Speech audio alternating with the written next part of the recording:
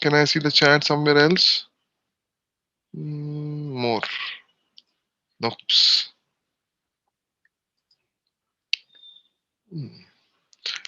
Okay, cool, no problem. I will try to figure it out. So I type over here, right? Now, this part that you see over here is called ads, right? So you go to googleads.com, you open an account over there, you open campaigns, give keywords, bids, you start doing some targeting, and you will show over here based on the ad rank. However, this without the ads is what is organic, right? So have you ever wondered, whenever somebody searches, what does Google do in the background, because of which, let's say, Levi's, Mintra, or Amazon may come on the first page without actually paying for it? It's organic, right? Have you ever thought, what do they do in the background due to which they come on the first page without actually checking anything? Have you ever wondered what do they do? Anybody over here?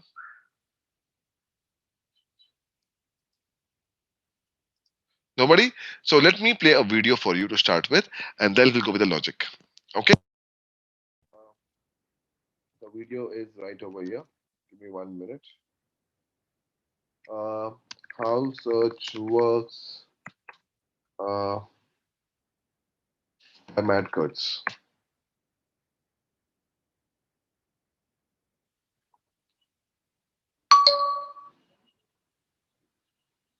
1 minute, okay? This is a link for you as well in case you want to play from your end. Sometimes the voice may not come. Please check this link and play this video while I also open it from here.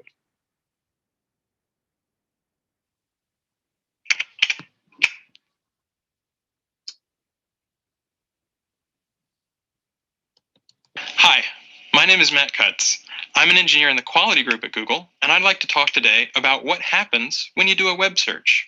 The first thing to understand is that when you do a Google search, you aren't actually searching the web. You're searching Google's index of the web, or at least as much of it as we can find. We do this with software programs called spiders. Spiders start by fetching a few web pages. Then they follow the links on those pages and fetch the pages they point to, and follow all the links on those pages and fetch the pages they link to, and so on, until we've indexed a pretty big chunk of the web, many billions of pages stored across thousands of machines. Now, suppose I want to know how fast a cheetah can run. I type in my search, say cheetah running speed, and hit return. Our software searches our index to find every page that includes those search terms. In this case, there are hundreds of thousands of possible results. How does Google decide which few documents I really want?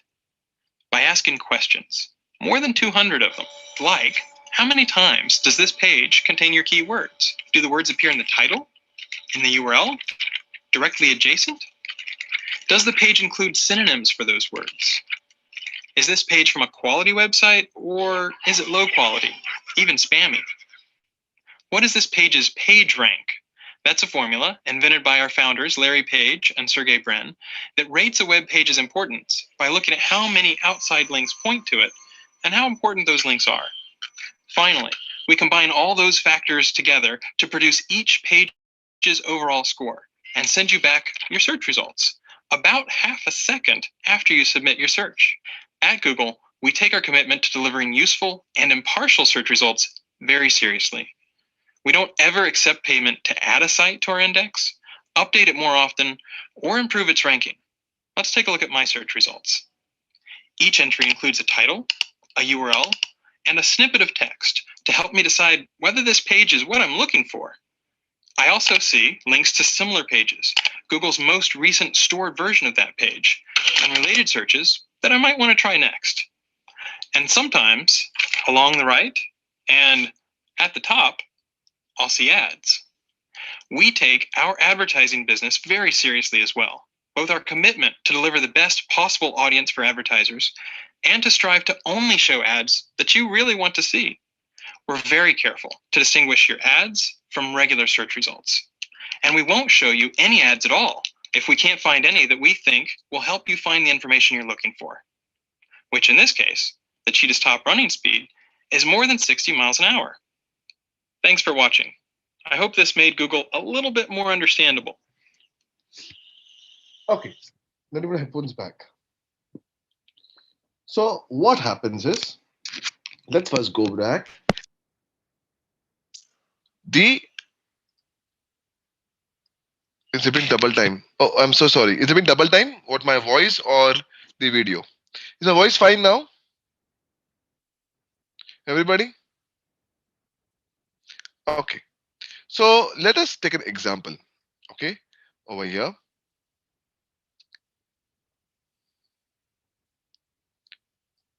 right?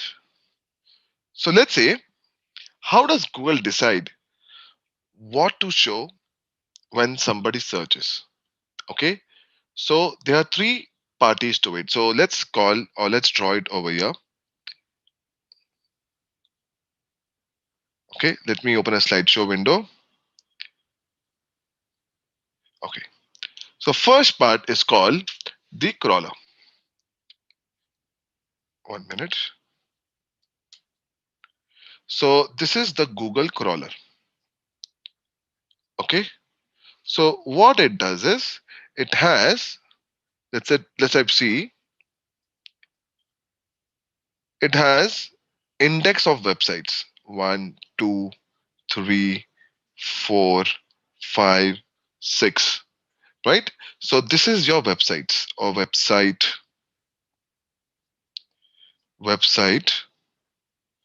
or we call it websites.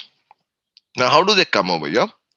So let's say this is Google's data center, right? So they have something called microprocessors or microservers over here, which is called shards. SHARDS, right? In other words, this is called data center or micro database. So what happens is, whenever you enter a content on the website, let's say your content is cheetah. So cheetah, whatever is cheetah will come over here. This is speed will come over here. So cheetah speed, Rambo speed, boulder speed will come over here. Cards will come over here. Card speed, everything. Cool. So whenever somebody searches for something, the crawler will go and check its index of websites where they have saved, right? So they have data processes across location. So they say, okay, looking for cheetah speed, let me check whatever is most relevant. So it will look at the context of the page. By looking at the content, I know the context of the page, right? How will it check that? So it's like a keyword: cheetah, speed, car. So okay, for cheetah, these are the important keywords. For speed this, for car this. So they will try to understand this and try to match keyword 1, keyword 2, keyword 3 from here. Correct? So it goes over here and then it says, okay, out of this 100,000 websites that I have, 200 are relevant to cheetah speed.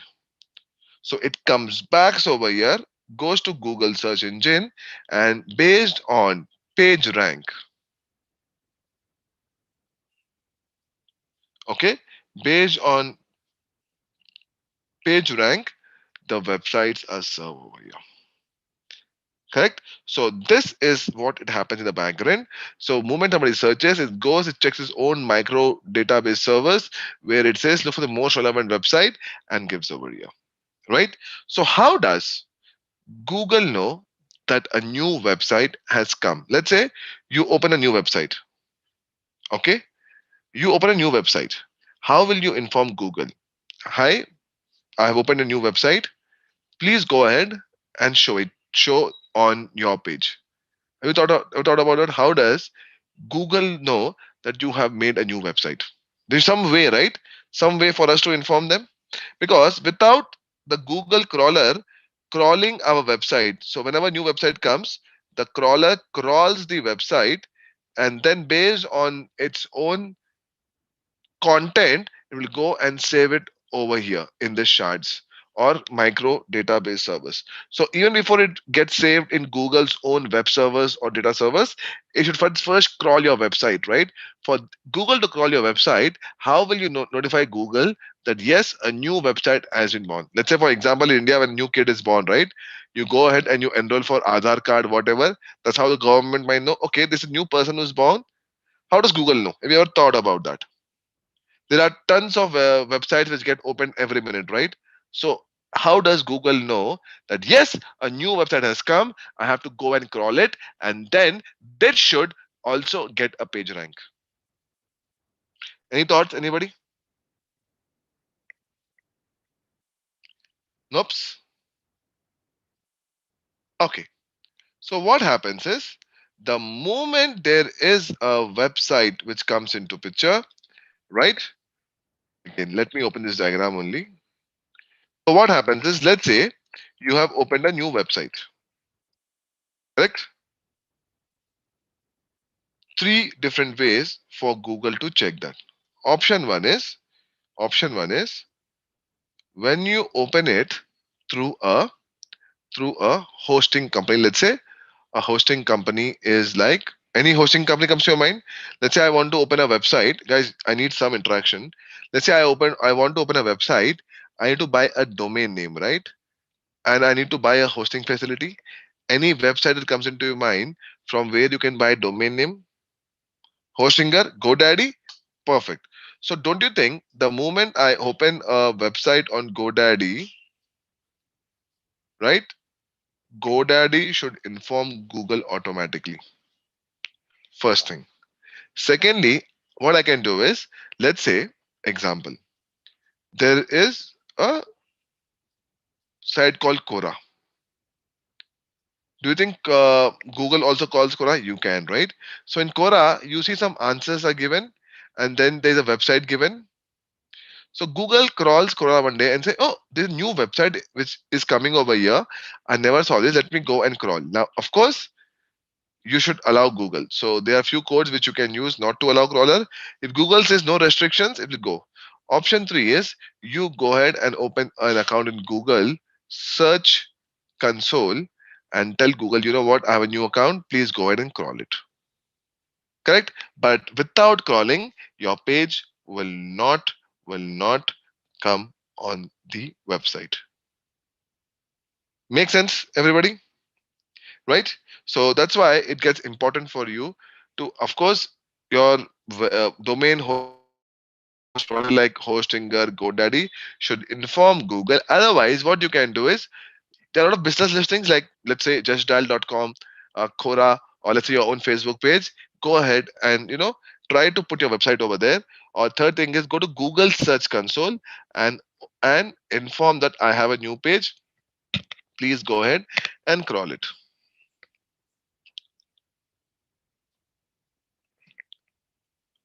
Right now, the only challenge is it should be a good, authentic website.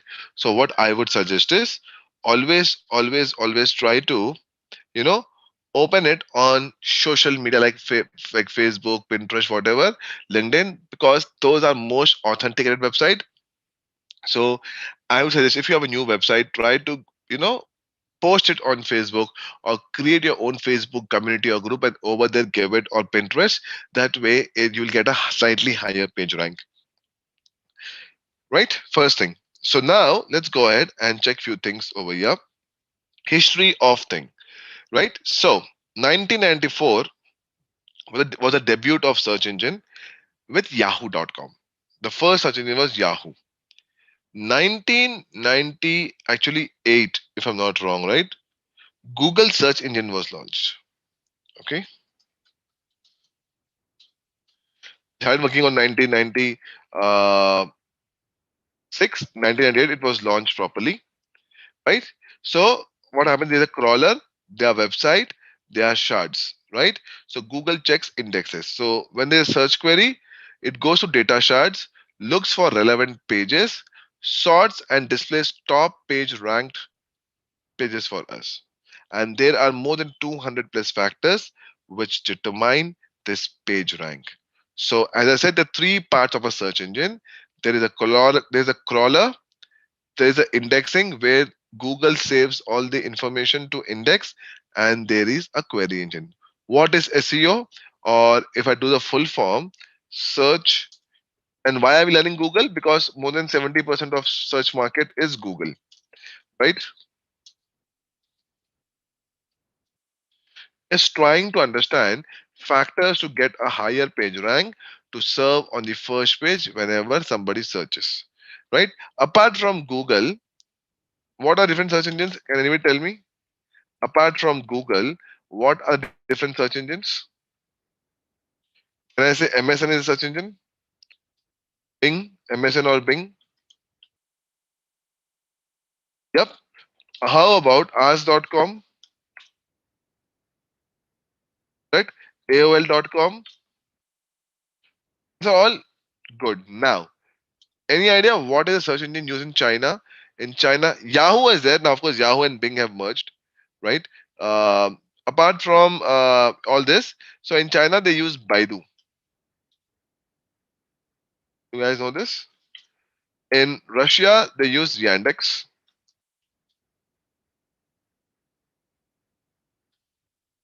right? These are some famous search engines apart from Google. Of course, 70% of the market is Google as of now. Okay, cool. So let's go and understand how what you can do. So as I said, search engines have programs called crawlers or spiders or bot. They do three tasks on entering. This is a backbone or this is the basis of how Google search works. So you should know this by heart. So they are web spiders or we call them bots, right? Who go check the list of websites as we call index, right? Checks, okay, builds a list of words and notes where they are stored, and then encodes the data, and this is how it comes over here. It determines relevance of content with users query using component algorithms. Right. So let's say when I'm looking for something, goes to Google web servers, looks at his own data shards, and it comes over here. Okay. So what are different search results, right? So Google will throw up search results depending on following the query, location, device, search history, review, plus host of other factors. For example, if I look for let's say best chart house, I just have best chart house. Do you think I will see a different name in Delhi, a different name in Mumbai, and a different name in Hyderabad? Is that correct? If we just type in best chart house, don't you think the results will vary based on the location? Or do you think across India they will share the same location? It should vary, right? Thank you, Arshita.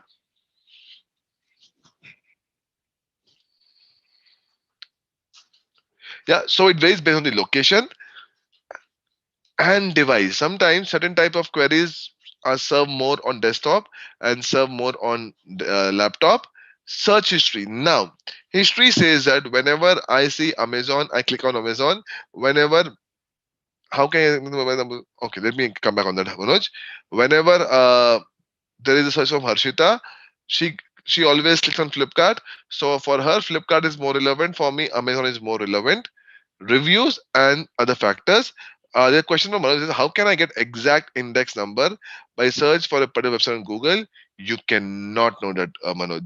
That is done by Google automatically, and that's the secret, right? If you will also know the index number, you can open your own Google, right?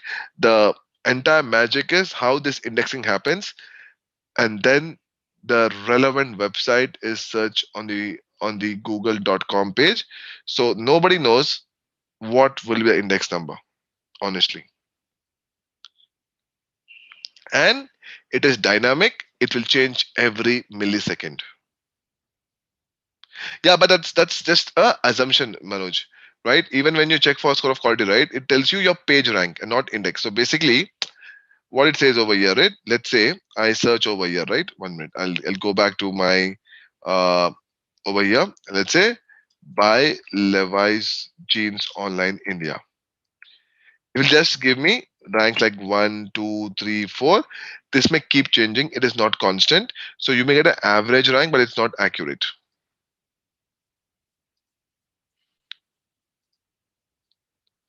right? So for that to happen is nothing but there is a sub Chrome installer, right? Sub Chrome installer. It will just give you your rank, right? If you go to sub trends, right, you can install this in your Chrome extension, and this should just tell you the ranks at the left side, one, two, three, four, five. That should also help you, right? Let me give this to you. 1 minute.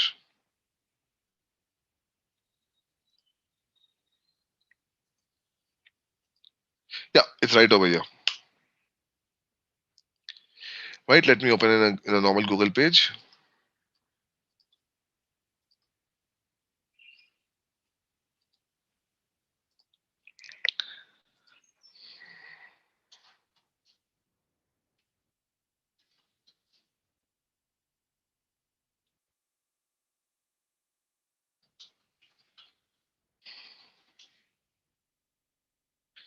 right? Yeah, you click on this.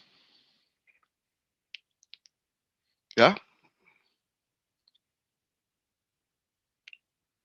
if you add to Chrome, okay, add extension,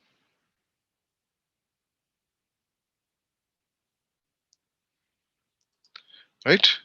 Now let's say my or let's say board infinity example. Board infinity, right?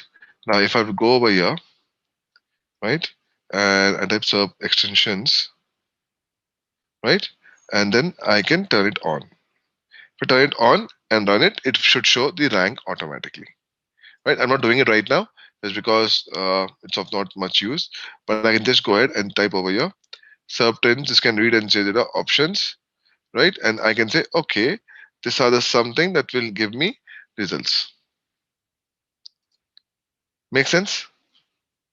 So go over here and you can get these sub extensions.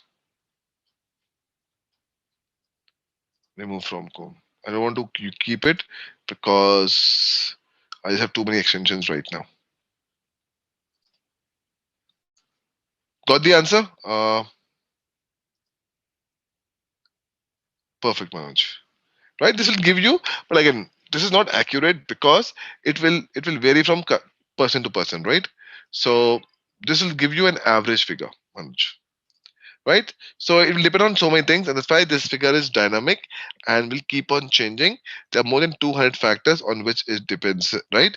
So it can be a list, location, business contact, social posts, jobs, answers, right? So all this are different types of search you can happen. Events, images, fixer.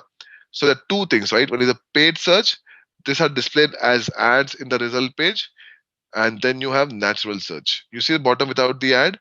So this is a challenge, and trust me, this takes a lot of time. I would say if you are talking about SEO, it may take 1 month to 2 3 years also, depending on your page rank.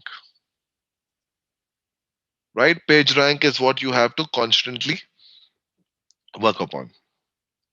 It is a part of website audit. Yes, it is. It is. What, Manoj? The sub trends? No, no. Sub trends not a part of your of website audit. It is a part of your, let's say, post website completion, right? So what you can do is every 2 to 3 weeks, what I would do is, Manoj, uh, why this SERP is used, right? Let's say there are 10 key terms or key products that I am selling. I'll go and use that specific term and see where my website is currently landing in SERP trends. Correct? So if my website is landing at this lower page, can I do it at a higher, what do you call, higher place next week? So this will help me in week on week analysis of few of the key terms. Week on week, I'll type over here, week sub trend, I'll tell you, sub trends will help me to analyze where my website rank is landing when I search for keywords related to my website, business, service, or product. Further point, Manoj. So this is like a analyzing thing to check how or where my website page is ranked when I am searching for keywords which are very, very, very close to my current business. Makes sense, right?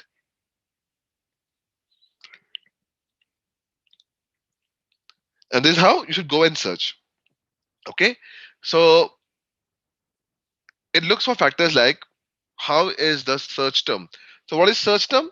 Search term is when people search for something. What is keyword? Keyword is that the content is a content present on your website or not, right? So it should match to the content of the website that you are actually looking at. Guys, you all can see my screen, right?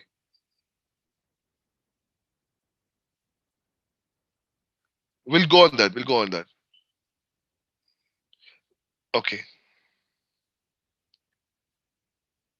right? So how description helps in the rank? I'll let you know in some time. Gurtej. Okay. Hopefully my screen is fine. Okay, I'm going back and forth. This is the chat window. I'm not able to put my screen and chat at the same time. Let me just move it that much more. Wait a minute.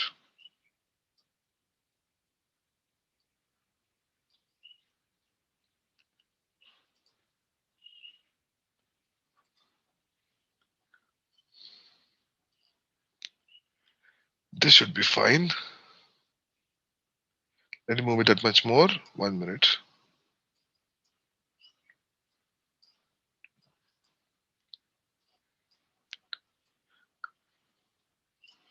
Okay, this is absolutely fine.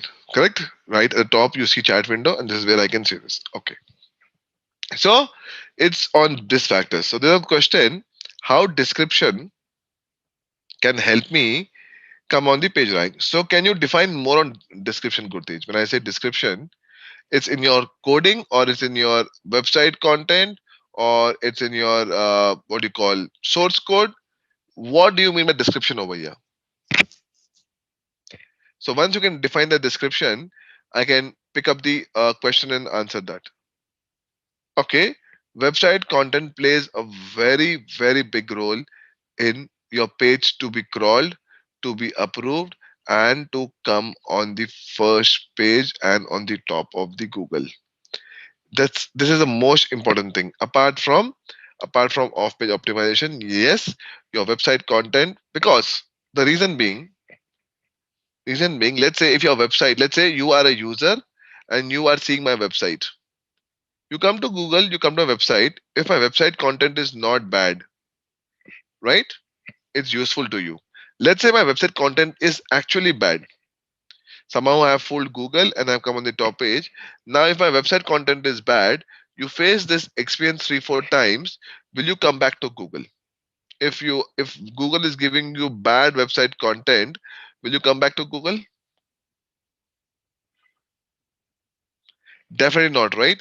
That's why Google gives a lot of importance to website content. It's one of the prima facie for anybody to improve their score and ensure that you come on the first page. Okay, so this is one thing. So what are different types of queries? Basically navigational queries where people go and search, right? Informational query like which is the best phone to buy, or when will COVID-19 vaccination come? I am having this problem. Is this COVID-19? Right? So these are mainly informative websites, and then comes transactional queries. Right? This is for e-commerce companies where they are actually looking to buy. So this basically helps you with direct ROI straight away. This is informational, and this is like for lead generation because where you're discovering. So you need to be part of all the three, right? So when I do SEO, right, there are two factors: on page and off page. I'll let you know both of them in some time, right? So what is on page, right? So SEO, I said there are more than 200 factors, right, which determines. So there are on page factors and off page factors. What is on page? Something which can be done on my website. Okay. Off page is something which can be done outside my website. Make sense? Right? So let me help you understand that straight away in 2 minutes. Right? 1 minute. I'll play one more video. Right? SEO on page and off page optimization. Yes.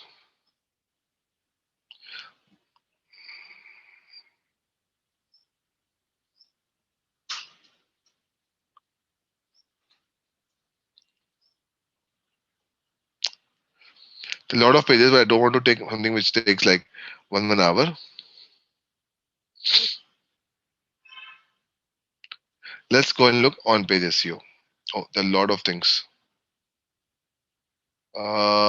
Matt Kurtz.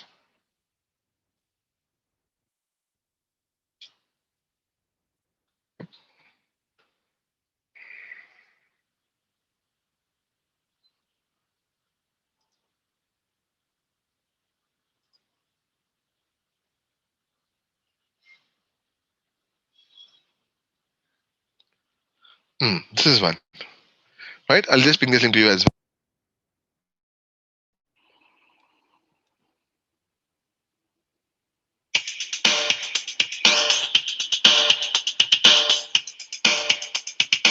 It's Jefferson Graham with USA Today. We are talking tech today with Matt Cutts. Have you ever wondered, how do I get my website so people will find it? Now,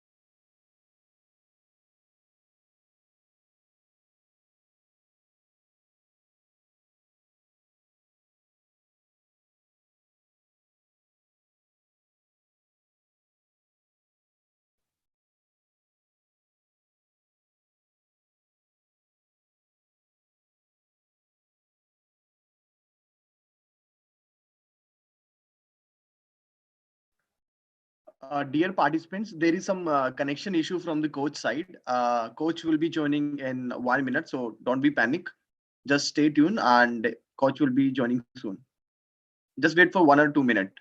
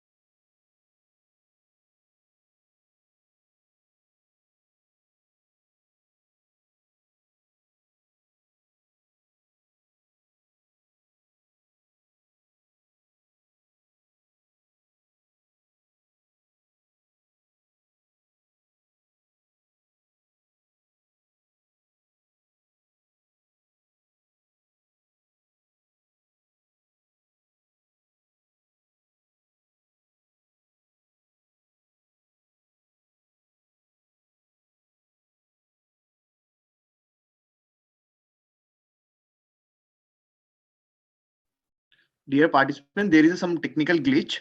Coach is trying to connect. In meanwhile, you can watch this YouTube video. I have shared the link in the chat window.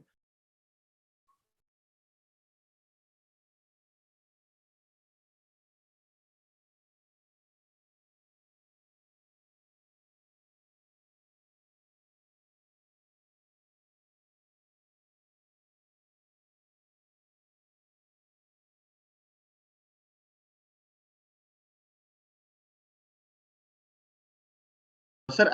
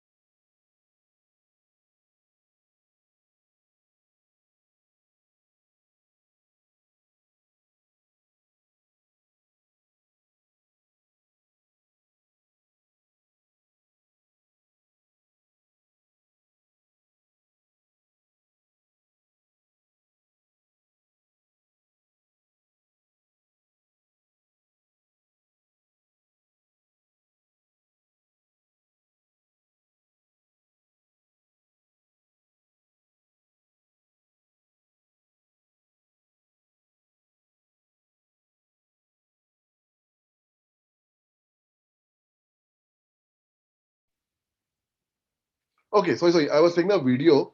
That could be an issue. Sometimes video don't play properly in Zoom. But are you able to hear me now? Because I think there's an issue with the Zoom thing. Was basically what to do this. So in nutshell, right? If you want to rank on the first page of google.com, you have to focus on two things: on page optimization and off page optimization. Now let me tell you what are the different ways of on page optimization and off page optimization, right? So if you can see my screen, right, let me show it to you. Okay, cool. So on page has three factors: your content, architecture, HTML. Now, what is the content? Content is purely your website quality. How good is your website quality? That's what matters over here. Keyword research. Have you reached all the keywords, freshness, verticals, answers, right? Let's go one by one over there. Okay. So let's say I want to work on my keyword research. That means all the possible keywords which are related to my business should be there somewhere on my website. Am I right?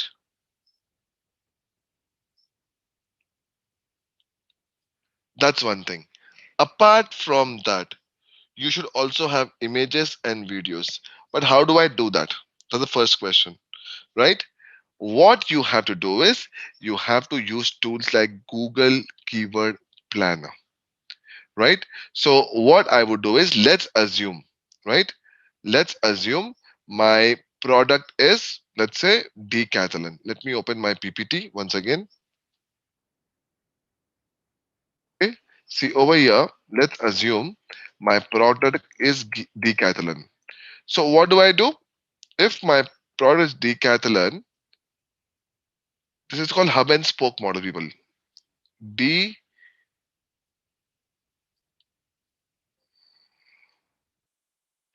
right, let me type once again. Let's say this is my website.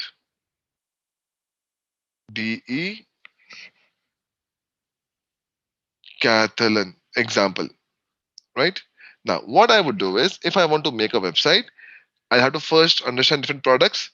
So, sports equipment, sportswear, and there's a playground for rent example. Now, if I want to again make something in sports equipment, what I do is I type in over here tennis, cycling, table tennis, outdoor games, example, some outdoor hiking or activities, outdoor activities like hiking or some other stuff, and let's say football. So don't think I'll have to add all this as keywords somewhere in my website. This should be a content. Under football, I'll again put, let's say, goalkeeper. So I'll have to make a content on goalkeeper. Let's say football shoes. So I'll make something on football shoes. Then clothes, right? And then football, some devices like the stopwatch, the shin cap, knee cap, whatever, right? And then let's say accessories. I might look for some accessories like headband, some funky bands. Now again under this, let's say shoes. Under shoes, I'll have brand, I'll have color, I'll have size, I'll have gender. Correct? Then price, and then the turf. Is it a soft turf? Again, a gender. I'll have male. I'll have female. Let's say I'll have kids. Correct? So don't you think once I make a structure like this, it will help me to build my keyword list, my content, and also my website? What do you think? Should we do something like this? Yes, everybody. So this is called hub and spoke model. Hub and spoke model. If you go and do cycling, this is your hub and your spoke. This becomes the hub, spoke. This becomes the hub, spoke. And is this how the cycle tire is there?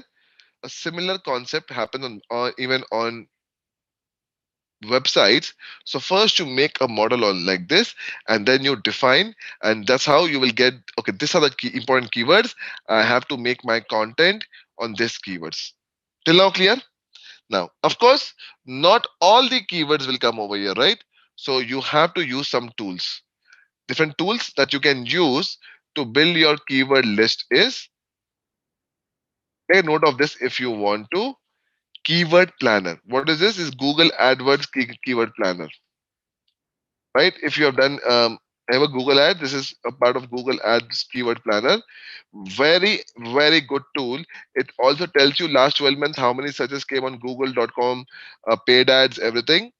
Keywordtool.io. Let me show this tool to you, right? Okay. Let's say I go on this. Okay, guys, please make a note of all these tools, right? I want to check more keywords available for me for my business. Can anybody give me any business? Give me any business that you want me to search for. Anybody? Any business that you want me to search for? Anything that where you want me to search the keyword for? Electronics clothing. Let's type clothing. Okay, clothing. Right? Very very broad one, right? It's not men, nothing. Right? I want keywords. India English search. Let's see what keywords it will give in the list. Now you see, these are a few things which should be a part of your website. Clothing company names India. Let's give a brand, right? Let's give the brand. Let's put it over here. Okay, Puma sportswear. Do you think this should be a much broader search? Only clothing is very very broad. Should narrow it down. What do you think? If you're making a website for Puma, should you not put the relevant website? What do you think? Sports. So in sports also, should you put the brand name or something like that? Like Puma sportswear, Puma this thing, Puma menswear. Now I get few keywords. right? I can actually even copy this. Let's say copy export in a Excel.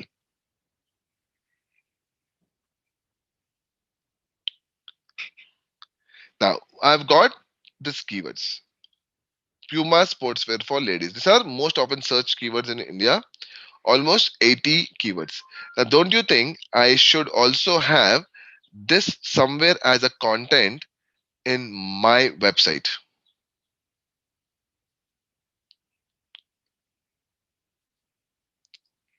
A good way. What is this? Panniers. Let me type panniers over here. Okay. Panniers. Panniers. This is what you want me to check, right? Jackie. So see for panniers also I have something. So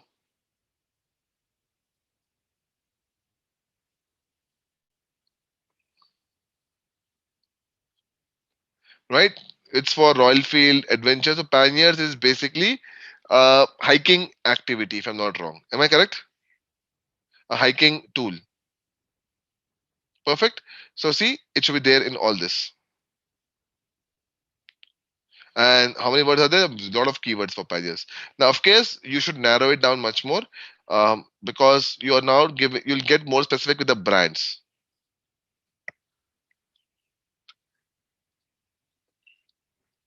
If you're an e-commerce company, then you can add all this. But let's say if you're doing it only for let's say Royal Enfield, then you should narrow it down that much more. See, this is a helpful tool. Yeah, keywords.tool.io. Let me ping it in the group chat as well, so that you guys can keep it note of this later. Few other tools, right? So why this? Because this is the backbone, people. If you do not know what kind of content you will make, you will struggle, right? So this is one such tool. Apart from this, right? What else should you do? Okay, so you should make content like this, and your website architect should also be absolutely like this, right? So let me check few more tools that we can go. SEM Rush, I'm sure you know. Uber Suggest, it's also a good tool. Uber Suggest.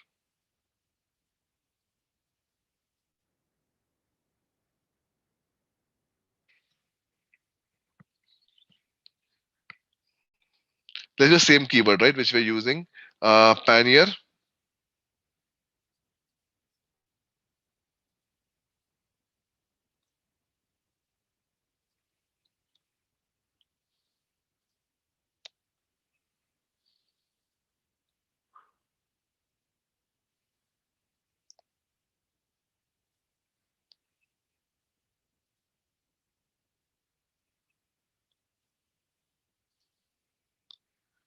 right? So this also gives you a personalized paid domain, right? I can choose any of this, let's say.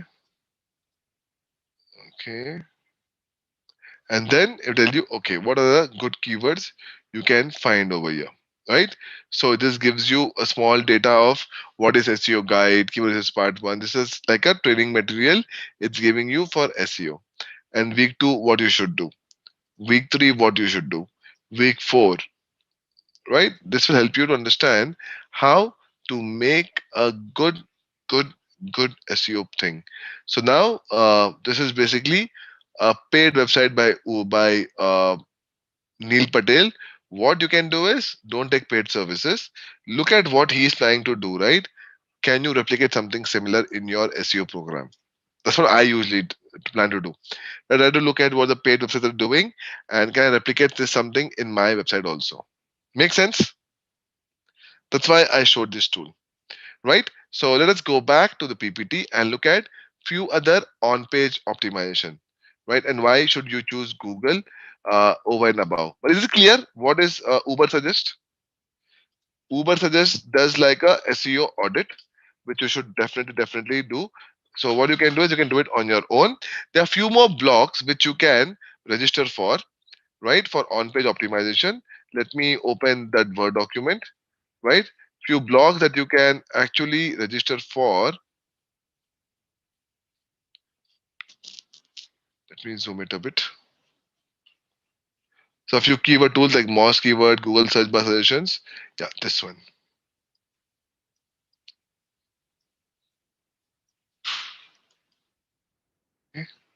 So these are a few blogs which you can go and register for SEO, so that you get answers to all the frequently asked questions that you may have in your mind. So why does Google become so important for us is something which we have to understand. So every second, more than 50,000 search queries are searched. That's a big number. 85% of searchers who do not have links on paid links. So majority of SEO people believe only in organic. They do not have any paid links. Of the top organic links get clicked. 63% of the top. So top is top 4 5, right? 63% of the top organic searches get clicked, and 30% being on top of search means more revenue. Right? Since it's on top, is easily visible, so revenue is slightly more. Okay. 81% of B2B buying starts with search on Google search. Number one factor for driving traffic to website, 10 to 15% growth rate of Google search. 66% of the best of class companies have involved or are involved search in content marketing because they also want to get more and more traffic, right? So SEO is nothing but practice of increasing the quality of traffic to a website through organic search engine results. The key over here is organic search results. As per Search Engine England, process of getting traffic from the free, organic, editorial, or natural search results on search engine. WordStream says that search engine optimizations or the process of optimizing website to make it easy to find via search engines, for example, Google. Right? Key factors are when somebody is searching, so Google crawls, right? How is the content of the page? Is it relevant information or good to read? So let's say your content is good now, right? Do you think you should constantly work on your content, or if you make a content once, it's enough? What's your point of view?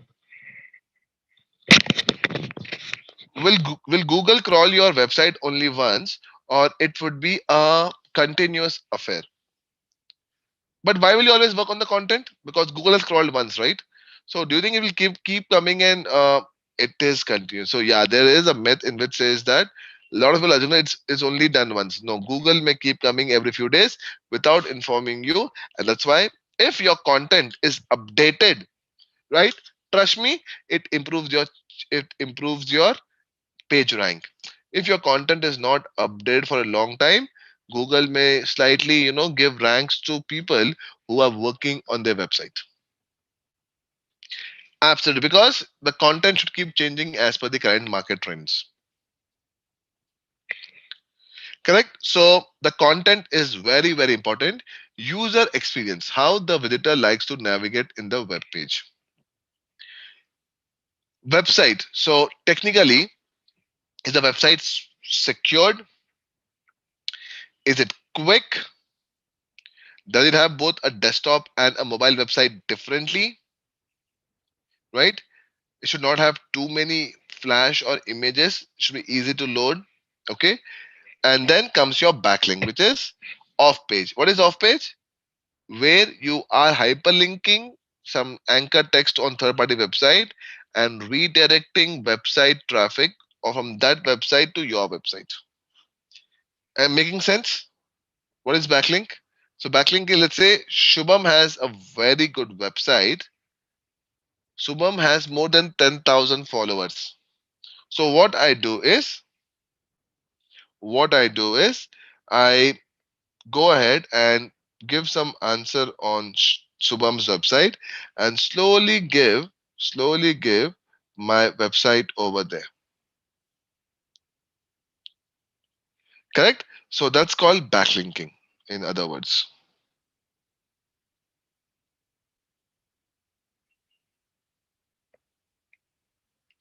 Correct? So very important that I do backlinking with high authority domain pages.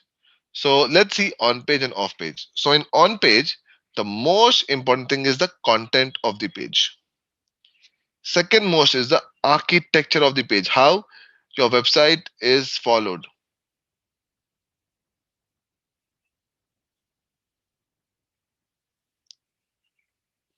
Then the codes, as Matt said, right? Codes is your title, description, all that stuff. Speed of the website and few other factors like are you seen on all the pages. Now, what are these few other factors? Let's say, hopefully you all can see this, right? So when I go to google.com, let's say google.com,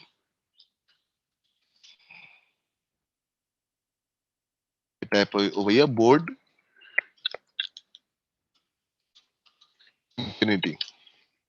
You see, it's all news, images, maps, and let's say whatever here, right? So when people are searching, are you seen in all the verticals? You see?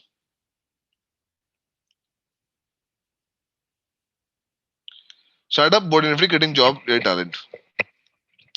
Am I being on images? Yes. Right? Maps, am I seen on the maps? Let's see. Right? Board infinity. I'll have to type Mumbai. Right? Yeah. So it's somewhere in Vashi, Navi Mumbai. Okay, perfect. Not bad. So who is doing the SEO of board infinity is doing a fabulous job because the idea is as a marketer, you should ensure that you are visible across all the verticals of Google, right? And it should be maps also, and let's say more. I can't see finances in which ways. That's the most important factor. Am I seen on all verticals? Apart from if I talk about on page, it should be content. I told it should be hub and spoke model, keyword research, and LSI. What is LSI? Latin Semantic Index. What is that? I'll tell you. Let's say I typed over here board infinity. I go to all, right? So now you see over here at the bottom, board infinity reviews, board infinity courses, board infinity Glassdoor, Quora, salary, placement, data science reviews, board infinity jobs. This has come automatically by Google. So Google thinks this is also relevant to the search of the user. What do you think? So whatever's come at the bottom, this is like automatic Google suggestion, right? Something which Google thinks is relevant to the user search. What do you think? This is the bottom. It's come by Google. So logically, Google thinks this is relevant to the search made by users, right?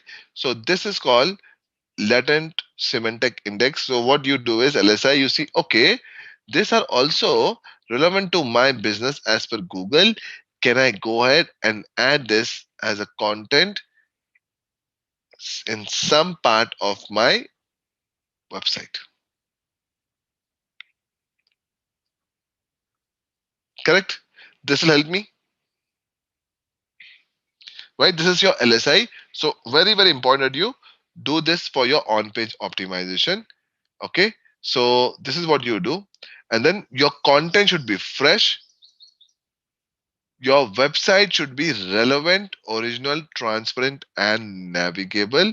And it should have new updated content every few days. Verticals, I just showed you, right? You should be on all news, finances, vagara, vagara, right? Now comes architecture, structure of a website. Tells Google the structure of a website. So we use HTML, right? Correct? Unfortunately, the Google crawlers cannot understand HTML.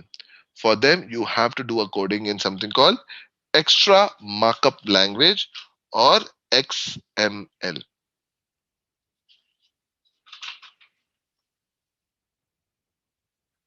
right? To show an example,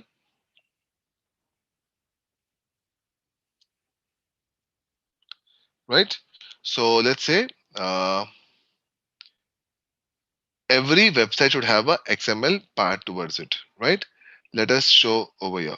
I'll let you know, Manoj. When I come to that, I'll let you know definitely, right? That's part of my training, Robot.xt. Don't worry, right? So what is XML? XML is site or extra markup generator, which helps you, right? Formatting a language used by some worldwide web pages. For example, HDRC, right?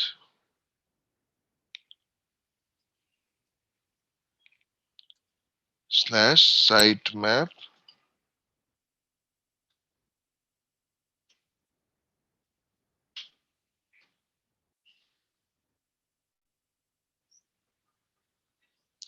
So this is the XML page. It's not found. Suburban diagnostics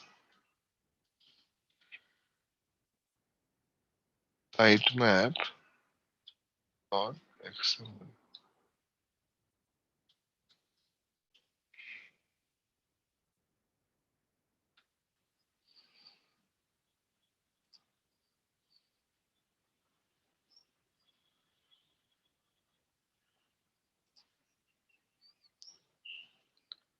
Okay. So over to TXT page. So when they don't have an XML page, so what you do is you have to generate an XML, right? So you go to XML sitemap generator. So you need to have a XML part in your website also, else the crawler may not give you extra brownie points. So there's a site called xmlsitegenerator.org or XML sitemaps. Both are fine. You can have up to 500 pages created for free, right? So you can go and create over here. So let's click on online generator. I agree. And let's say I click on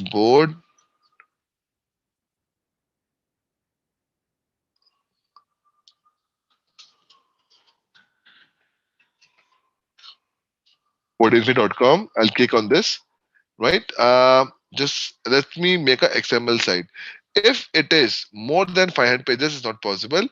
Let me just type in. Oh, it's asking my email address. No, I don't want to give my email address. Let me go over here. xmlsitemap.com. Start. Right? You guys can also make some XML website of your own website. Let me give you the link.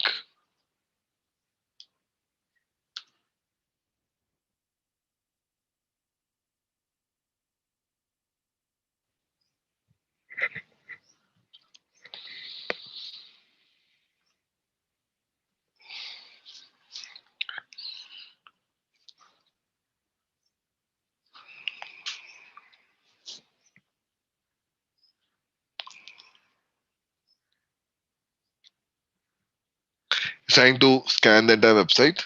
1 minute.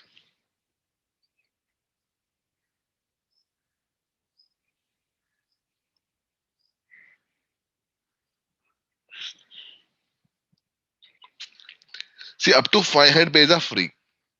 Okay.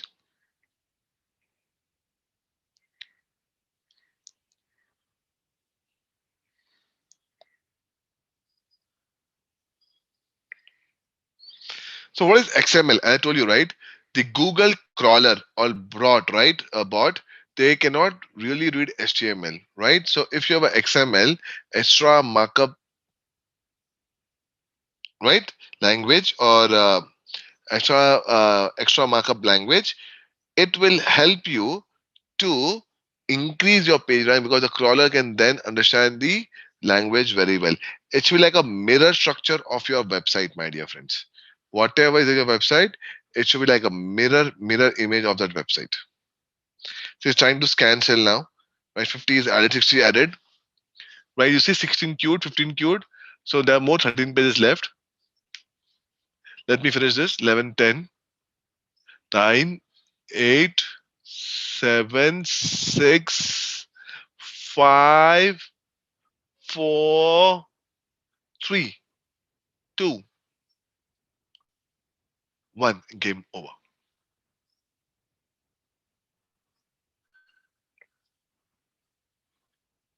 Oh, still queued. Oh, it's still scanning more website. Okay, so it'll keep on scanning and then it will give you a website. What you can do is, you know what's a notepad? You can copy it in a notepad and do it, or you can do it later. That's your XML site generator. Now, what is robo.txt, Manoj? Let's say Manoj and everybody else, why we use it also. Let's say I have 120 pages in my website. Is it possible that 95 pages have gone live, 25 pages are still under construction? So when you say under construction, they're still being worked upon. Will you want to go with this 95 pages because they are live, and this 20 pages should not show to anybody in outside world? What do you think? Because they're still worked upon, will you want to keep it hidden from everybody until it is completed? Yes or no, Manoj?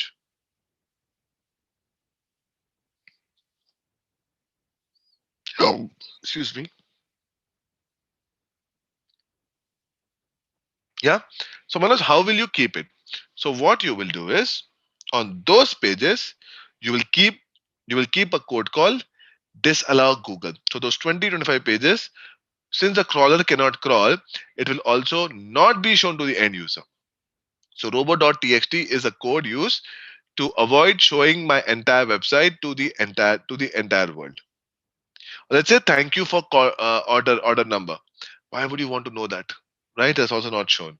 So that's for robo.txt. If I go to, let's say, suburban diagnostics, right, which we were seeing few minutes back, 1 minute.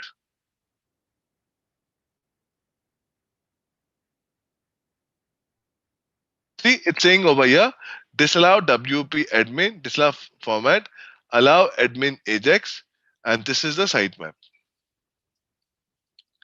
right? So it is not trying to allow a lot of people uh, as per their own understanding. Disallow means this will not be allowed to crawl. Something on those lines. Got the point? Why we use that? Yes, disallow page like thank you page or some page which you do not want to show to the end user. Exactly, Anuj.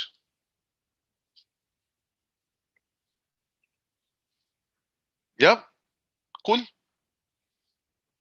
Let's go back. And let's see. So this is all on-page factors. How can the content of the page, the architecture, code, speed, for the factors? Off-page factors are you getting backlinks from relevant links from other website? Should be organic links and should not be purchased. I should not pay and use that. Link should have come from better authority, and links should have social signals, the share, comment, forwards, whatever. The more social signals you have, that much more better it is for you to promote your business. Right? Perfect. Let's see one by one. What is on-page optimization? And after every slide, I'll come to the chat window to see the chat and go back. In case you have any questions, please ask me. Make sense? Till now, it's pretty easy and clear, right? Not at all confusing. So it's very basic, on-page, off-page. Of course, to know this in detail will take 15-20 hours if you want completely. This is like the overview. Now if you want to go step by step, this will take time. Hopefully you understand that. Am I right? Follow me, Manoj, Aishwarya, Shubham, Shivani, Harshita. Perfect. So please feel free to ask me any questions that you may come to your mind uh, while I explain this. On page optimization. So the first and the most important thing is, can you write good content? So your content should help for a suspect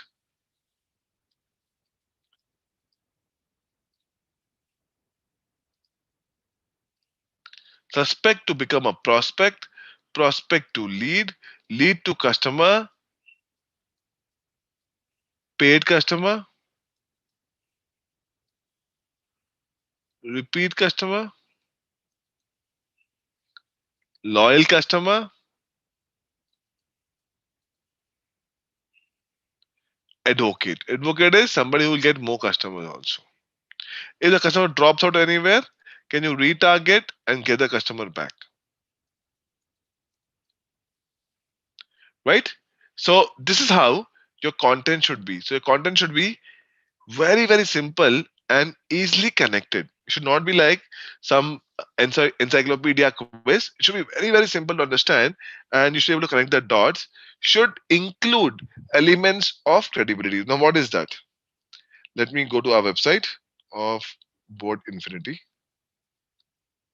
Let's scroll down. Right now, you see over here, you will see some reviews. Let's scroll down more.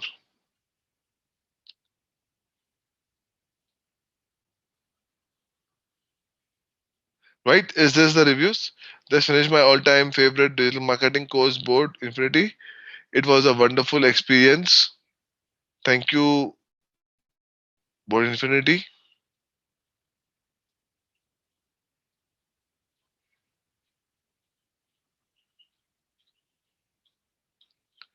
Correct. These are basically reviews of people who have taken the course. So this makes it that much more credible and then have big brand names. You see this?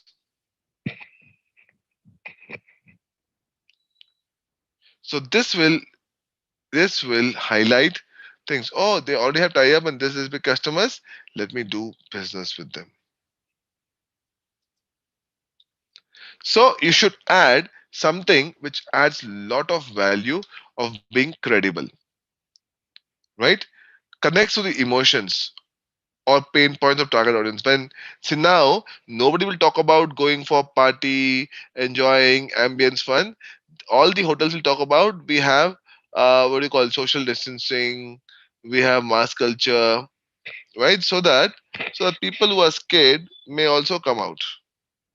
It should be entertaining or educational. Something which can ask the user to take an action, should be remarkable and worth sharing or liking, and can be scanned quickly by the end user. Right? Some tools I told you have a mix of both, and this is the most most important part of on-page SEO, which is to build a keyword list and then make a structure of the website based on the keyword list and then make the content accordingly. This is, my dear friend, the most important thing. That's the reason. The first thing is you should have a mix of both short generic keywords and long tail specific keywords. What is short generic keywords? Sport shoes. What is long specific generic?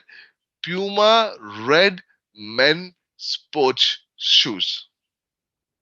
The long tail keywords. Short is to the specific, short is to the short form. You ask something, long is you elongate, tell the entire story, and then you get the ring. So you should actually include both. Think like a customer. See what they're searching, which relates to your business. Put variants like headphones, Bluetooth headphones, headsets, earphones, ear plugins. So try to use some verbatim which can be what do you call meanings of your keywords. Next thing, put your keywords and look for suggestions. So you go to, what is this on the right hand side, people? Anybody? This is called keyword planner tool. It's changed a bit now. Now it's not like this. It changed, in fact, 2 weeks back. Okay. So what is Google Keyword Planner? It gives you keyword ideas related to your keyword search term, and it gives you in thousands.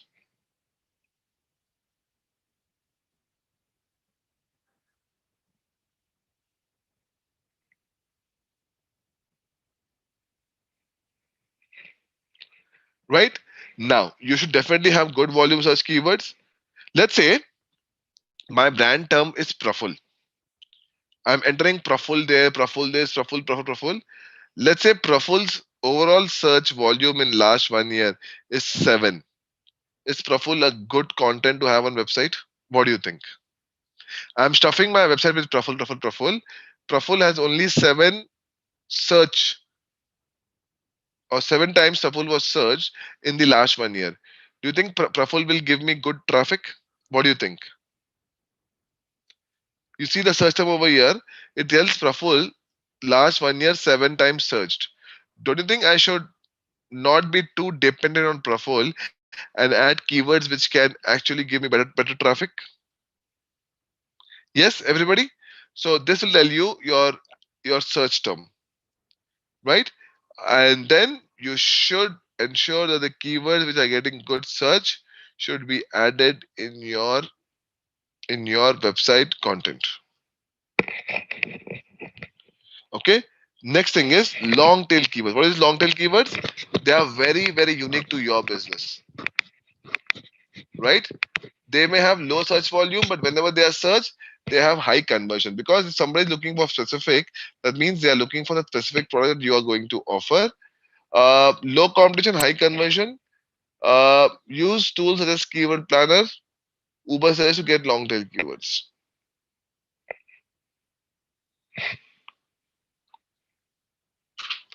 right?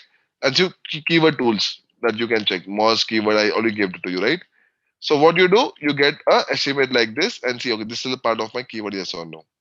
Some titles, okay? So now you can make notes of this if you want to. These are important titles. So the tag is the most important entity of the term. Now why? Let's say you have a website. Do you think the crawler crawls the website or they crawl the source code? What do you think? The Google crawler, do you think they crawl the website or they crawl the source code?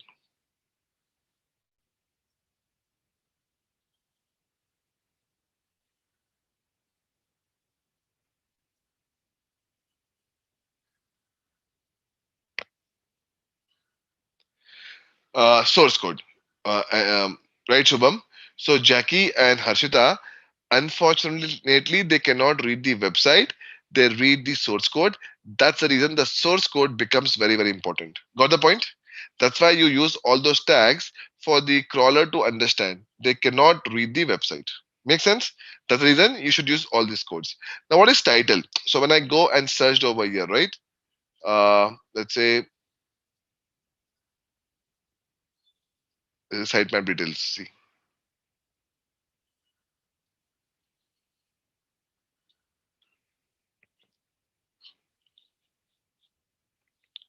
right? Let me go type over here. Let's say I was looking for uh, executive MBA in India. Okay, you see this 12-month online MBA. Do you think this headline plays a very big role for me to make a decision of doing this click or not? Top executive, India's best masters ranking. Headlines are important. What do you feel? Do you feel when you are browsing something, headlines play a very big role?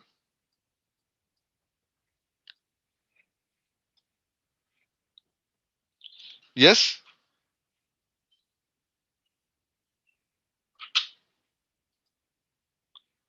So don't you think these headlines should also be uh, informed, right? So the idea is okay. Share screen. Share one second. The idea is you should ensure that you use a tag called title.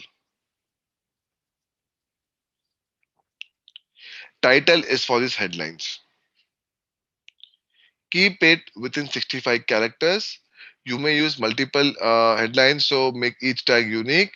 Include a keyword that need to be optimized. Some keyword of your highest value keywords should be there so that it can also be optimized. Meta is like your site links. You guys know what site links? So let's say I go back over here. Yeah, you see no cost EMI options. This is called site links in Google Ads. So in SEO, this is called meta tag, something which comes over here. It's not coming over here. Yeah, this one. This also add. If it comes over here at the bottom, right? That's through meta tags, right? So meta tags is like site links of Google Ads.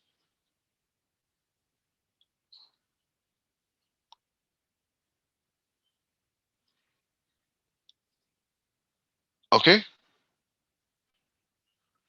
Yeah, Shubham, agreed. After headlines, descriptions, and tags of meta are very important, Shubham. Completely agree with you. No 2 points about that. Right? So meta is basically should keep within 155 characters, should avoid duplicate descriptions, include relevant information, reviews, or any other compelling elements to drive. They can increase the click-through rate, though not directly related to ranking. So this may not directly impact ranking, but since the click-through rate will increase, the ranking will increase automatically. Alt text. What is alt text? Is basically the crawler cannot read images. You guys know that. So what you do is you give a image source, give the image link over there, and you use alt text as a code to give description of the image. Okay. So alt text is basically description of the image, so that the crawler knows, okay, this image is talking about this or looking for this.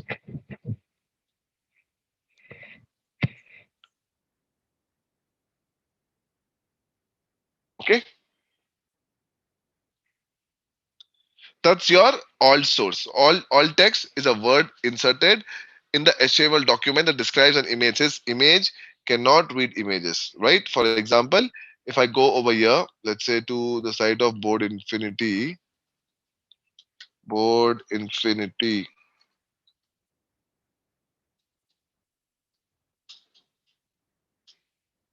let me open this. Now let me go to source code over here.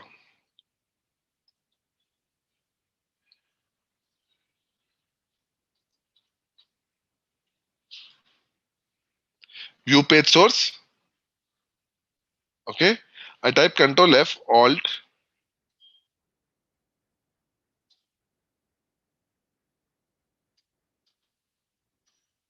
IMG. There's no image over here only. TEXT. It's not coming. Why? So it's all text. Okay. So I go over here and I look at few things. You see over here, script. This is a config. Right. So in this, they're using some functions because it's not showing. Let us go to some other website. Let me go to Amazon. Let's say Amazon.com.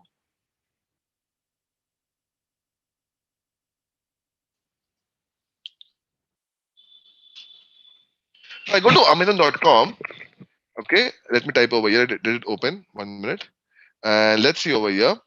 Alt.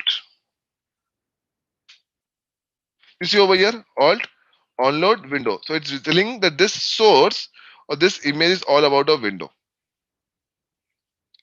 right? Like this, there will be multiple things. See, this is the image source, right? Alt will be something else, like this, so and so forth. So since it cannot read images, you give a image source and give a alt text to describe what this image is talking about. Please show us how to optimize Excel. It's not optimized, Manoj. You have to use this in a source code, Manoj. So once you get the XML code, right, you have to download and add this in your website somewhere. So this should be given to your coder. I want the XML thing. So either you can use it in a notepad or this should be there somewhere in your website for the crawler to look into it. This is like a mirror replica of HTML. So give this to your coder. A developer will be able to understand this. Got the point, Manoj? This is not to optimize, it's to be given to the developers. Okay, cool. Let's go back over here. So then you have some other descriptions, right? Do not include numbers in the URL, avoid long URLs, include keywords because it's not a compulsion, but it just gives you what do you call better relevancy and indicate the architecture through breadcrumbs. So when you make a site architecture, it will be like a breadcrumb, right? Something like this. See, talking toast, dealing with social media trolls, something like this, right? Then you have H1, H2, H3, H4, H5 tags. So it just gives you H1 is the most important of from SEO standpoint. So it just tries to make it much more bolder, right? So next thing is speed. So page speed is the most important factor because if your page is slow, it affects the user experience and hence you may see high bounce rate. It's the most important thing in mobile. Search engine crawls less number of pages. If your page speed is low and that therefore less number of pages will be shown. tools such as GT Metrics, Google Page with Insights should be sent. So one tool I can show you over here is Google Page Speed Insights. This is needed for checking if your page speed is optimized or not. Let's talk about, let's say, Board Infinity.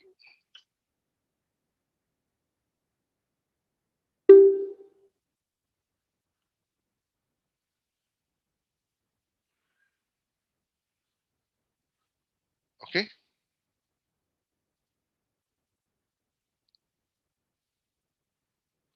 One more tool is gtmetrics.com. GTmetrics. All their tools to check your website speed. Let's say Board Infinity. Test my website.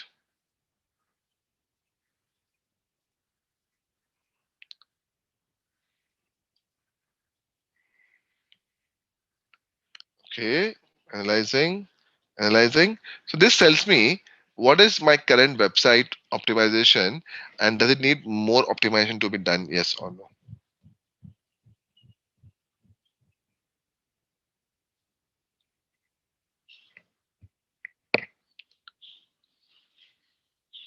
Still scanning. Okay, still scanning. See, it says, oops, the score is for mobile is not optimized.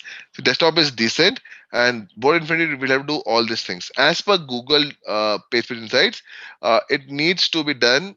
All this needs to be done for it to optimize its website. Example. Same way, GT Metrics says all this needs to be done. So a developer can check all this, right? So it's taking much longer. So we should have first content pane should be small. Speed is also not so great. So we should say, so ideally we should go ahead and check, okay, the speed index is so we'll have to improve our website's page speed. Got the point? Again, this is not for us, it's for developers, but you should know that the developers will have to do all this, right? So a good marketer need not be a good developer and vice versa. If you know both, nothing like it, right? So this is a tools like Google Page with Insights, GT Metrics, Slow, right? It gives you data like this. Okay. Some other elements are broken link. What's a broken link? Let me just 1 minute.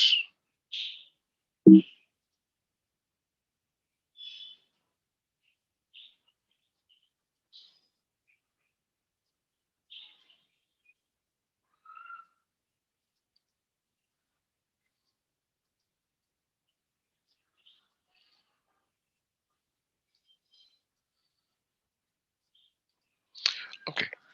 So broken link is error 404. Is it possible sometimes you are trying to make some website and you just forget about it, right? So if you have any broken link, it's a problem. So there's a tool called AHREF. It's a broken link checker or screaming frog. Make a note of these three tools. This is a very important factor. If your website has any broken link, which is a website which is actually not there, like error 404, some page which is not loading, that should be fixed immediately. So for that, there's a tool called AHREF or Screaming Frog. I'll open both of them. Screaming Frog is like an app only. You can download AHREF Broken Link Checker.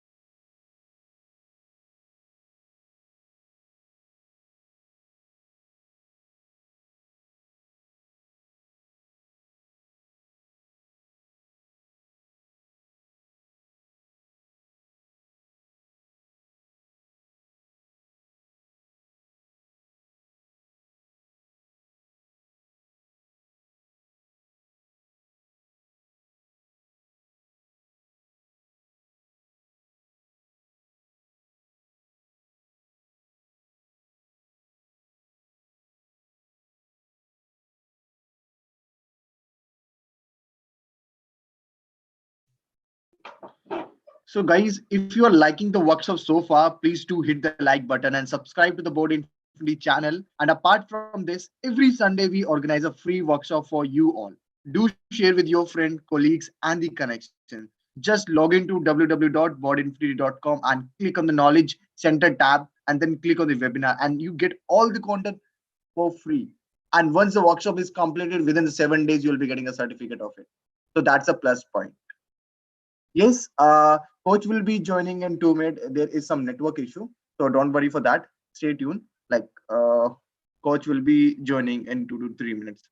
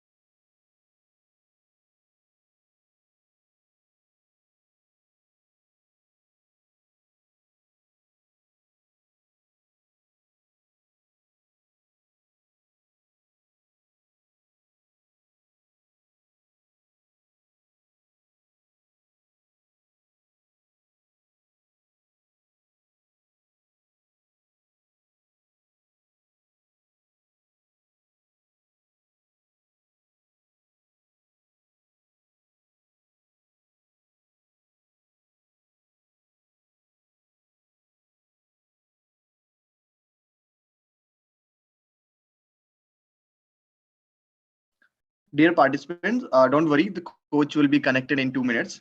There is some network issue from his end, so don't worry for that.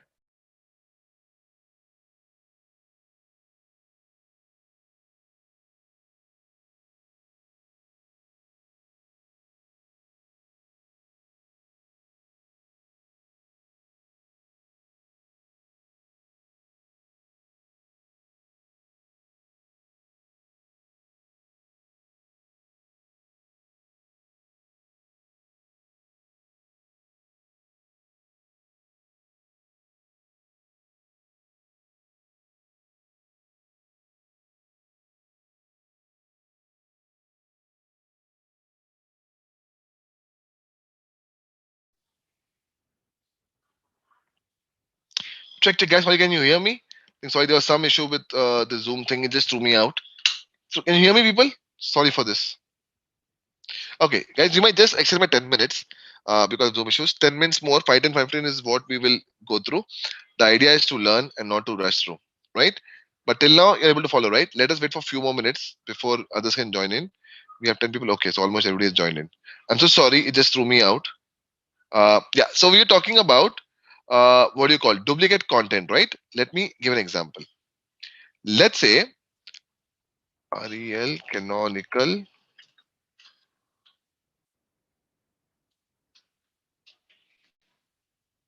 What is this?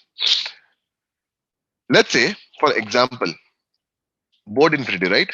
It has a desktop website and it has a mobile website, correct? Can I say that content of both of them can be similar? In fact, same, right? Just that the website might have small changes. Now, we always say that your website should be original and the content should not be copied. Now, when Google checks, it says, oh, both of them have almost same content. During they will not give us a penalty saying that this is copied. Yes. So what we tell Google is we give a code called REL canonical. This is the word over here, canonical, in which we say that, hi Google, REL canonical source. So I say Google that yes, this is a duplicate content and I intend to do it. I have copied this content from this website and both belong to me. So Google say, okay, this belongs to same person. I will not penalize this, even if the content is actually duplicate.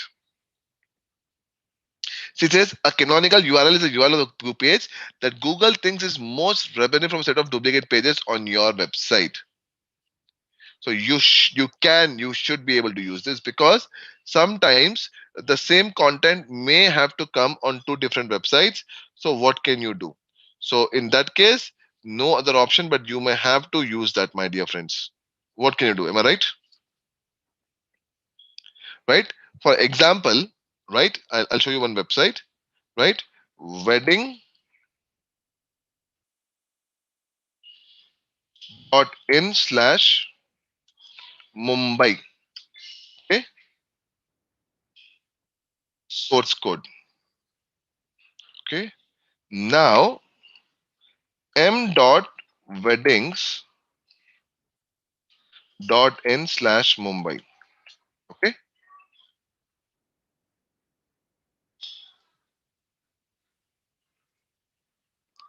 m dot weddings dot Mumbai. Right, source code. Okay, now let's type over here canonical.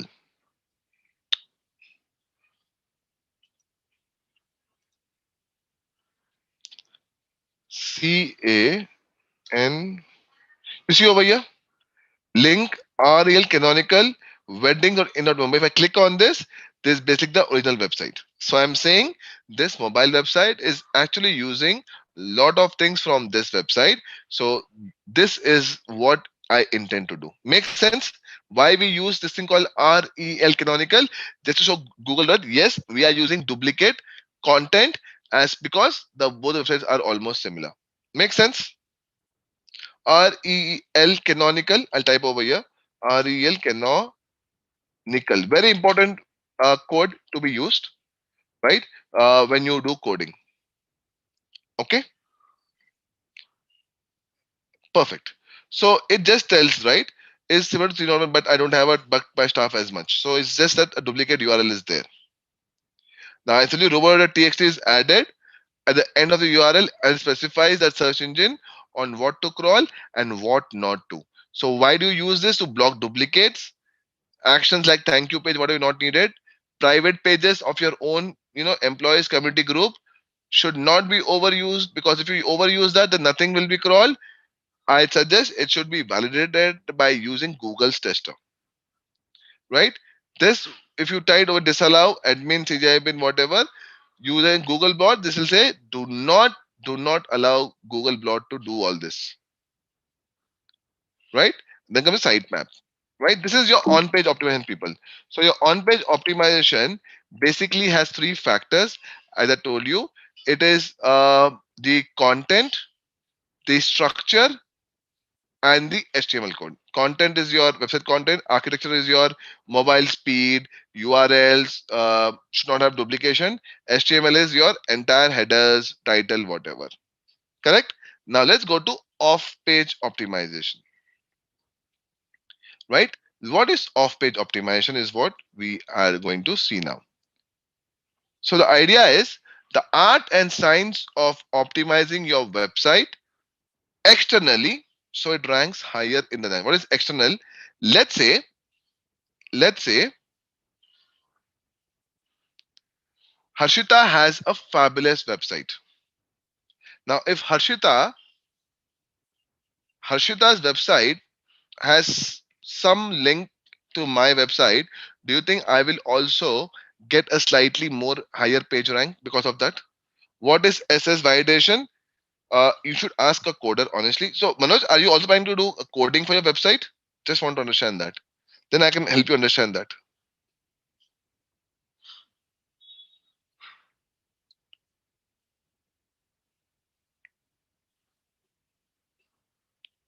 Okay, so SS is basically for coders, right? So if see, I don't know coding, but I can tell you what it is exactly, right? So if you tell the coder, they will try to help you understand. It is basically it's something called it is in coding language. It's called cascading style sheets, right? So if your cascading style sheets has any error in that console or anywhere in that CSS console, then you'll get this message and your coder will have to rewrite the entire console coding. Yeah, so this will tell you a website that you do this because even I don't know how to fix this error. What I know is for the fact there's something called uh, cascading style sheet, right, which is used in your coding, and you have to ensure that there is no error in working on that. So there are certain CSS standards which are set up by the W3 consortium, right? W3 is the World Wide Web Consortium. So if your source code, if your website does not follow the validation as given by CSS, then you'll get this error. Make sense now? So you will have to inform this to your coder. Okay. Now, what is off-page optimization? As I said, off-page optimization is on page is what I do on my website. Off-page is something which I have to do externally, right? Externally to promote my website. Few factors that you can do is you can do a backlink, right? That we call backlinko. So you can link your website to some other parts, okay? Uh, with good websites, link them. You can also do social SEO. What is social SEO? You can make your Facebook page, LinkedIn page, Pinterest page. What is local SEO? Are you there on Google Maps? Are you there on mapmaker.com? Are you there on Apple Maps, Bing Maps? And you should be visible on a lot of third-party websites like Just Dial, all that stuff. Okay, cool. So this is the most important factor, link building. What is link building? Link building is the process of acquiring hyperlinks from other websites or to your own. For example, let's say I go to uh, Cora Board Infinity example,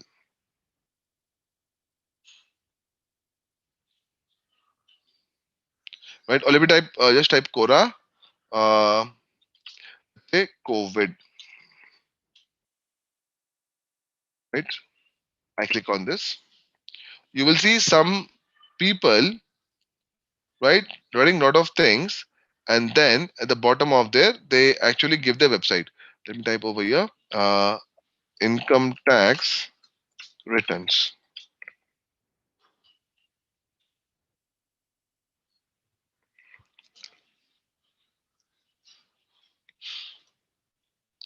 Oops, it'll ask me for a lot of things. So have you seen Quora? People give answers and then they give a hyperlink. This is nothing but your link building. So what I do is I try to do link building at a lot of places where I think I can get some traffic for free. Yes, this is link building. You guys know that. So link building is I try to give some anchor text and give a hyperlink by which people come to my website, right? So link building is a big process where it can be basic, like you can do some research of competitor, you can do submission, contest based, all that stuff, right? So link building should be done on pages which have good authority. For example, if you do link building with my website, there's already a bad website, no point. If you do a link building, let's say with site of Board Infinity, which is very, very trusted, very, very good. If Board Infinity talks good things about you, then you should do link building. Or sites which are relevant to your domain or page. Quantity is not that important. What is important is quality and the pace of website. So how did you use this? So basically, if your website is new, bots will check, oh, new website has come. Let me go and check this. And this will help you determine how a web page should rank. Should be natural, right? Should not look like you have tried to cheat by doing, you know, exchange. So how do you do link building? You first set goals. You first try to understand what are the different websites through which you can do link building. Then find the assets like the content, data, product, services. What type of links do we need? Do we need a home page? Do we need some keywords, or we call it anchor text, or some deep pages?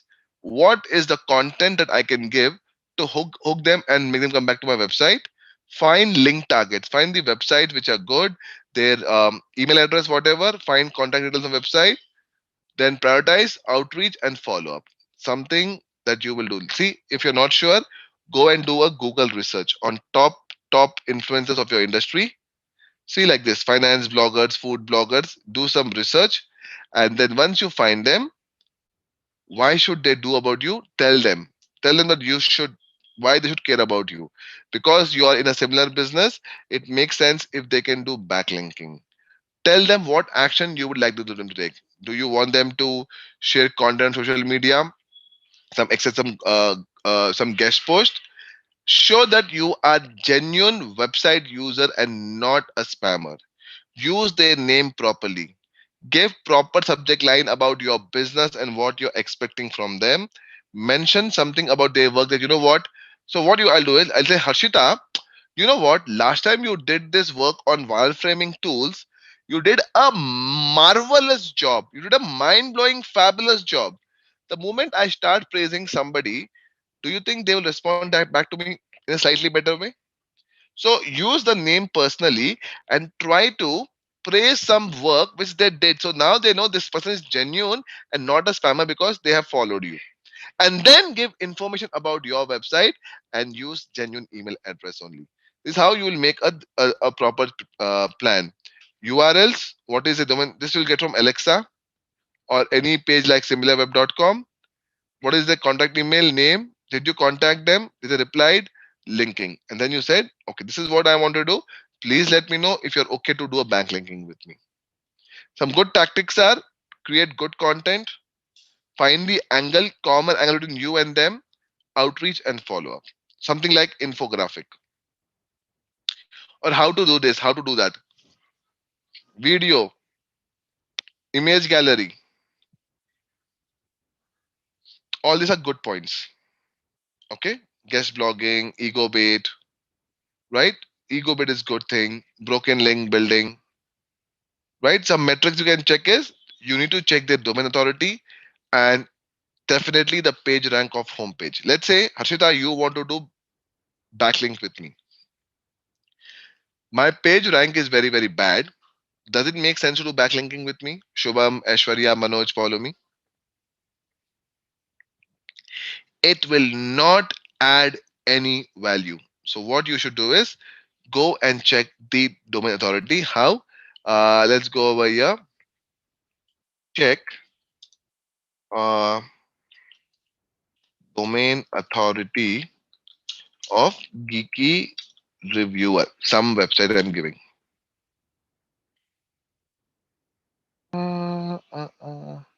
Right? So you have website SEO checker. You go over here, right? You type over here. Let's say Geeky Reviewer dot blogspot dot com. Okay.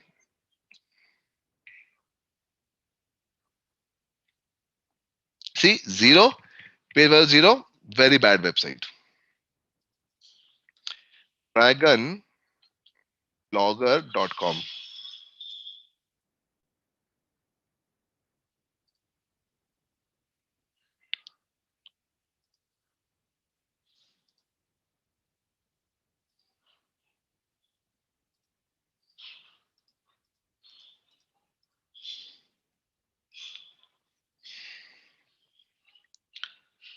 Nice taking. See, taking some time because this is a good website. See, it's a decent website. Anything by 3 years average is 1 to 5. So you can think of doing something with this, right? This is called website SEOchecker.com, people, right? Wherein you can check the domain authority and page authority. So please go ahead and use this for checking if you are able to do this. Apart from this, is one more website called similarweb.com,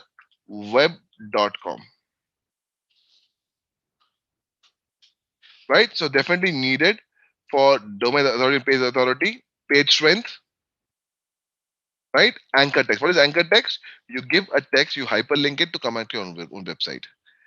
Ensure that the site with which you are doing backlinking is good. Do not, just do some comparison with your website, right? Linking root domains, number of unique websites linking back to your website should be decent. Relevance of the linking page. Getting links from relevant page in your industry or domain.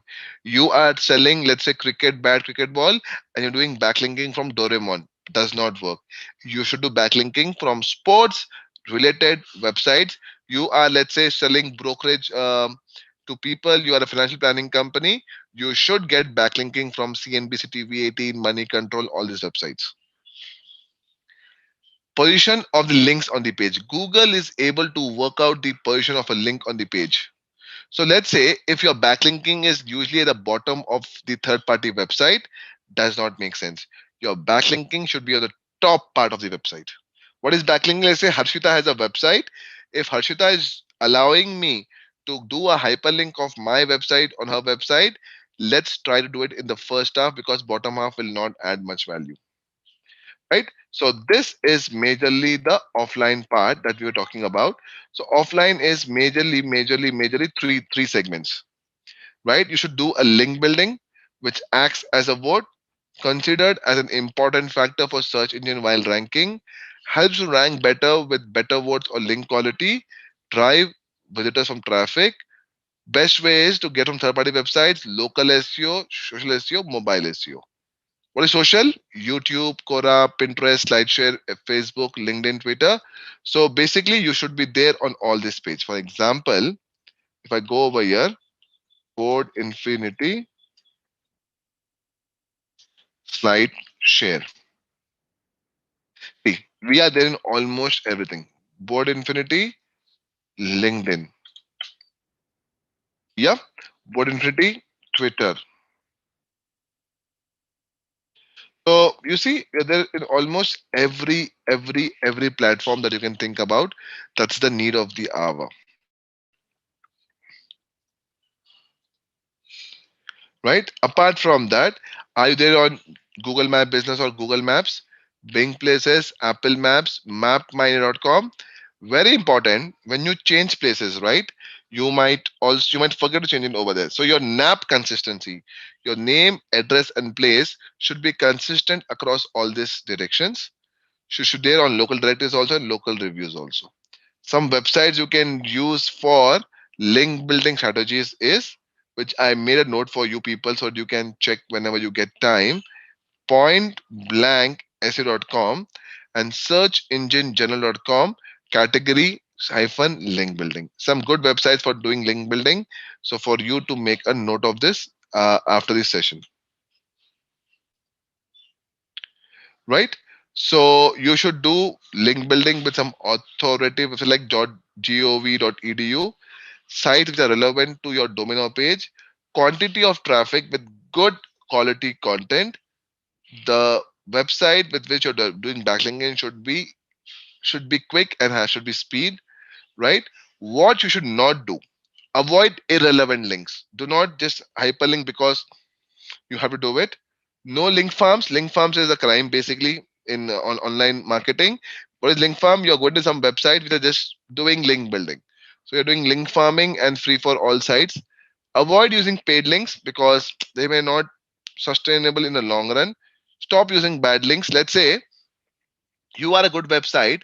I am doing backlinking of yours on on my website. Do I'm a bad website? You can't do much, right? So you will say REL no follow Praful, which tells Google that even if Praful is doing backlinking, do not allow. The reason being, right? Let's say you have a very good website. I have a bad website. Now, Shubham and Manoj, can you stop me from doing backlinking of your website? My website. No, I can do some anchor text and I can just do hyperlink your website in my website. Possible? Can I do a hyperlink of your website on my website without informing you? I can, right, Manoj? I can. Let's say your website is geo.com. I'll just add geo as an anchor text and do hyperlink. You cannot do anything. You getting my point? You can fight a legal case, it will take ages, no? So what you can do is you can tell Google REL no follow Praful.com, which tells Google that even though Praful is doing a backlinking, it is not me who is allowing it. So Google will not use that backlinking for your page rank. Am I making sense? Because Manoj, your website, I can just copy paste and I can code in my website, right? Can you stop that? Let's say you want to write some negative review about Geo and hyperlink Geo's website to your website. Can you do that? Geo is a bad website. Please don't do anything. And then you give geo.com. Is that possible?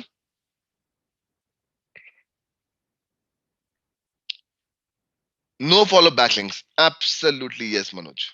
Shubham, Harsha, did you get the point? Can I just write something bad about Geo and hyperlink Geo on my website? I can, right? I have all the rights to do that. But what I can do is, as Geo will say, Google, do not follow Praful because I have not allowed this. Make sense?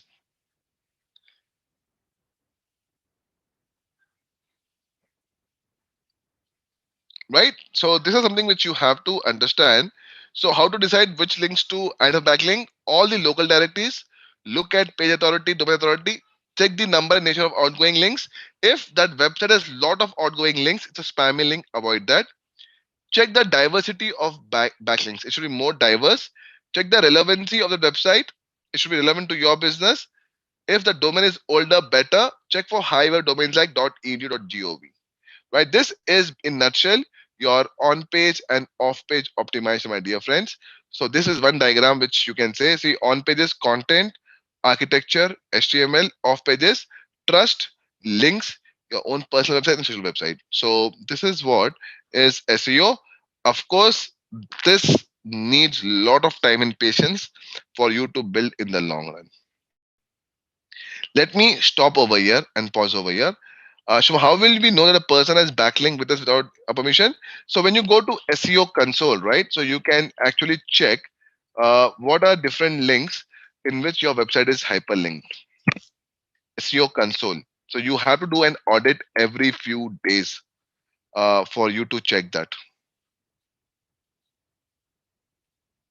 right? So you go to SEO console and put your website and say give backlinks. So it will tell you all the backlinks and tell you, okay, this is something which are not allowed. Why is this coming? So that's an audit which you do every few days.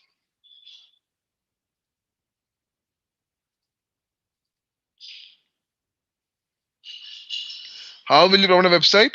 How, so you'll have to first ask them three different things, right? What is your product? What is your goal? And are you looking only for organic or paid, Manoj? If they say organic, then you'll have to go and say, okay, then I'll have to start doing SEO. For SEO, there are two techniques, on page, off page. To start with on page, I'll first look at my product, try to build the content as per the product. Just like we say, use hub and spoke model to make a site architecture, then use XML, ensure that my website speed is good on both mobile and desktop, and then I'll do off-page optimization. Right? I'm going to say it will take 25 minutes to answer. Then off page, I will do backlinking. I'll do what you call influencer marketing. I'll outreach and do outpost, and then whatever we have learned over here, Manoj, in simple terms. But trust me, no interviewer will always ask how will you promote a website. They will tell you, this is my scenario. What will you do to get more traffic on the website? They'll try to give you a scenario of, I'm using this, my current traffic is so and so. If there's a known person taking your interview, they'll definitely give you a scenario with what they're doing currently, what is their plan, and how will you you help them to expand their plan. That's how any experienced interviewer will do something. Got it now, Manoj? No problem. Any other question from anybody? Paulomi, Manoj, Aishwarya, Shubham, Harshita, Praveen?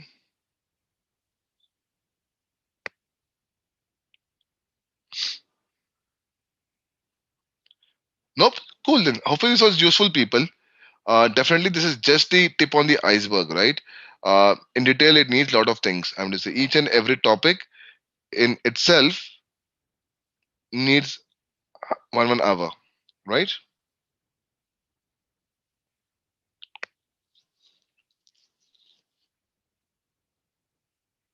So if you have no questions, then take care. Have a great evening, and I will see you all in some other day, in some other session. So until we meet again, bye bye, take care, and have a great career, people. See you all. Stay home, stay safe. Thank you so much, sir, for the informative session. And dear participants, we hope that you have liked the webinar and learned something from it. If you like it, then hit the button like button. If you think your friends will also benefit from it, then share it with your friend as well. Comment down below which workshop do you need in the next upcoming Sundays, and please do subscribe to the Board Infinity channel for more webinars, workshop, and informative videos like this. And thank you so much for being a lovely audience. Thank you so much, sir. Once again for connecting with us today. Thank you. Thank you very much. And Harshita, your question I'm not sure. Maybe you can check with the training coordinator, okay? But bye for now. I'm not sure of this. Maybe you can check with training coordinator. Cool.